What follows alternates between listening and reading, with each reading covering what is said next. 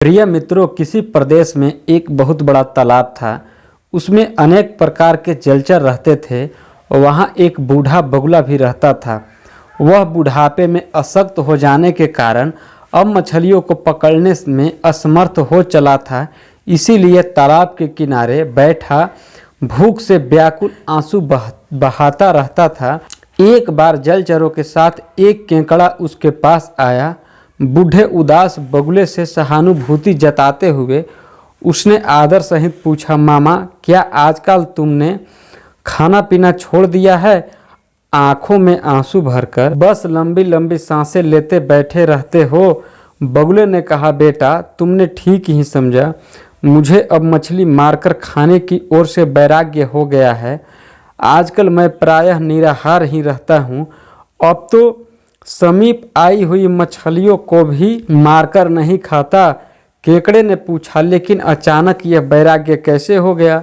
बगुले ने उत्तर दिया, पुत्र, मैं इस तालाब में ही पैदा हुआ था और यही इतनी उम्र बिताई। अब मैंने सुना है कि 12 वर्षों तक पानी ही नहीं बरसेगा। केकड़े ने पूछा, तुमने ऐसा किससे सुना? बगुले ने बताया, मैंने ज्योतिषियों के मुंह से यह बात सुनी है। शनि नक्षत्र अब रोहिणी मंडल को छोड़कर शुक्र के निकट पहुंच जाएगा। बराह मिहिर का कहना है कि ऐसी स्थिति में 12 वर्षों तक वर्षा नहीं होती।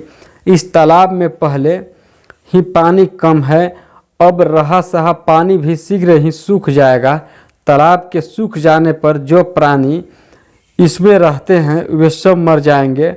उनका वियोग सहने की शक्ति अब मुझ में नहीं है।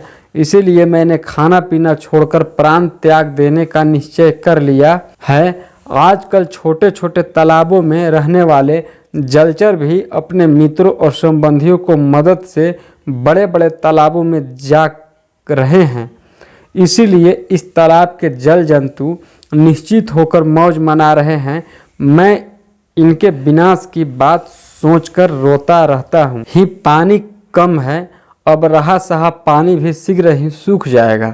तालाब के सूख जाने पर जो प्राणी इसमें रहते हैं वे सब मर जाएंगे। उनका वियोग सहने की शक्ति अब मुझ में नहीं है। इसीलिए मैंने खाना पीना छोड़कर प्राण त्याग देने का निश्चय कर लिया है। बगुले की यह बात केकड़े ने दूसरे जल जंतु को भी बताई। भयभीत होकर कछुआ आदि जलचरों ने बगुले के पास जाकर पूछा, मामा, कोई ऐसा उपाय बताओ जिससे हमारी रक्षा संभव हो सके। बगुले ने बताया, यहाँ से थोड़ी ही दूर पर जल से भरा हुआ एक विशाल सरोवर है। उसमें कमलिनी के पुष्प खिले रहते हैं। 12 तो क्या, अगले 24 साल भी अगर पानी न बरसे तब भी वह तालाब सूखेगा नहीं।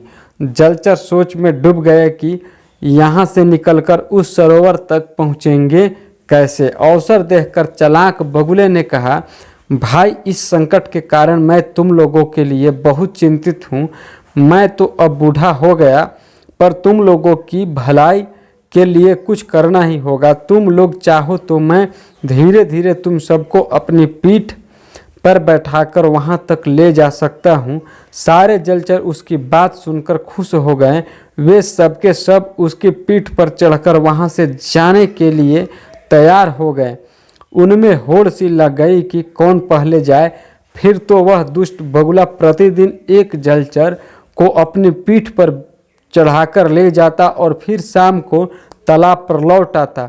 इस प्रकार बुढ़ापे में उसके भोजन की समस्या हल हो गई। एक दिन केकड़े ने कहा, मामा, सबसे पहले तो आपसे मेरी ही बातचीत हुई थी, लेकिन आप मुझे अभी तक वहां नहीं ले गए। मेरी भी जान तो बचाइए। दुष्ट बगुले ने सोचा कि मछलियाँ तो वह रोज ही खाता है, आज केकड़े को खाकर नए स्वाद का आनंद लिया। यह सोचकर उसमें केकड़े को ही उस दिन अपनी पीठ पर बैठा लिया और उड़ता हुआ उसी चट्टान पर जा उतरा जहां वह रोज मछलियों को रहकर खाया करता था। केकड़े ने बगुले की पीठ पर बैठे बैठे ही चट्टान पर मछलियों की हड्डियां पड़ी देखी तो वह चौकन्ना हो गया। उसने बगुले से पूछा, मामा, सरोवर अभी और कितनी दूर है? मुझे लादे लादे तो आप थक गए होंगे। कूले ने उसको मूर्ख समझकर उत्तर दिया, अरे कैसा तालाब और कैसा सरोवर, यह तो मैंने अपने भोजन का उपाय रचा था। अब तू भी मरने के पहले अपने इष्ट देवता का स्मरण कर ले। मैं थोड़ी ही देर में इस चट्टान पर पटक कर तुझे खा जाऊंगा। यह सुनते ही केकड़ा ने बगुले की कमल नाक जैसी कोमल गर्दन जकड़ ली और तीखे दांतों से काट डाली। बगुले का तुरंत ही अंत हो गया। किसी तरह केकड़ा बगुले की गर्दन पकड़े अपने तालाब तक गया। दूसरे जल जंतुओं ने देखा तो पूछा, अरे केकड़ा भाई, तुम वापस कैसे आ गए? मामा कहाँ रह गए? हम लोग तो उनके साथ जाने को तैयार इंतजार में बैठे हैं। यह सुनकर केकड़ा हंस पड़ा, बोला, तुम सब मूर्ख हो। वह बगुला महाठग था। उसने सभी जल जंतुओं को धोखा दिया।